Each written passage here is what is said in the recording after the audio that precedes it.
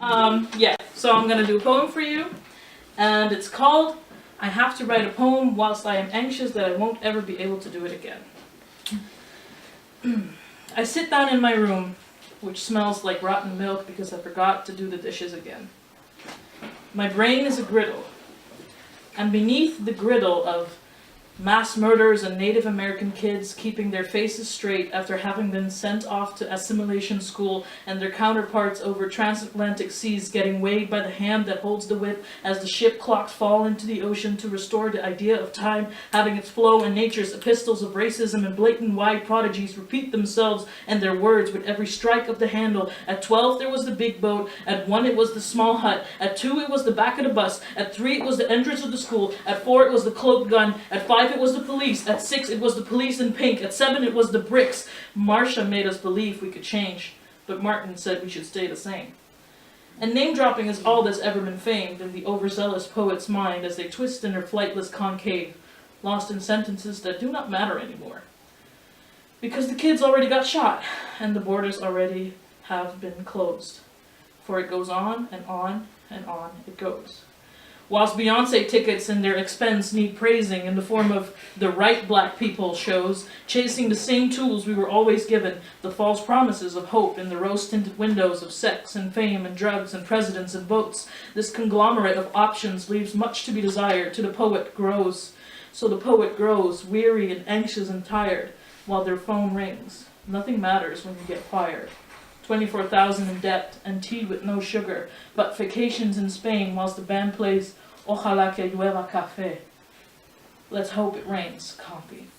I need coffee. I need to think of the sins I've struck in daylight and called the names of my mother. I need to think of the names I have called my mother, my white mother. I need to think whether that white boy in class really did buy a seat in my head when he said that even as a white cis straight rich man, the world wouldn't want him dead. I'm pretty sure I would want him dead, but what would that mean if I had said to half the white anarchist, queer and cis people I've ever met that I don't actually like you, but I'm getting off on the idea that you think I'm not dangerous?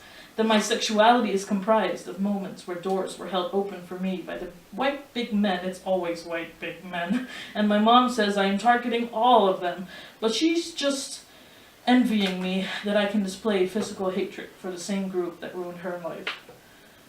Though contemplation is all well and good, none of it matters, and so it should. But how will one win if the scoreboard's been shot, and the Jesus has been lynched, but the hypotheses of his words has not? Yesterday's cards on the table bring fondant memories of glazed, sugary snot, the stuff you spit out in public when it's Pride Day with policemen, and you said you forgot why it mattered, or not. Does it matter, or not? Of course it does, but no one seems to mind. So is it me? Am I just fuming in solace, or is it really all in my mind? Has my sense of self slowly deprecated with the placing of it on white shelves? Has the poet forgotten the words, or have the words eaten their shells? Is there no melodramatic end to feeling alone?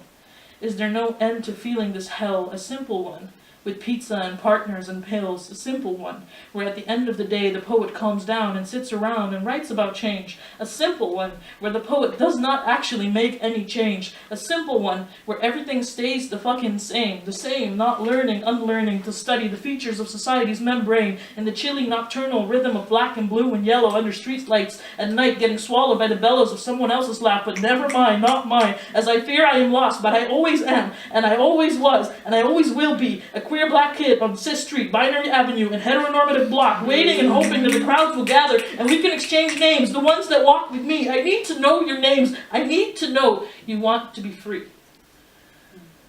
Because I do.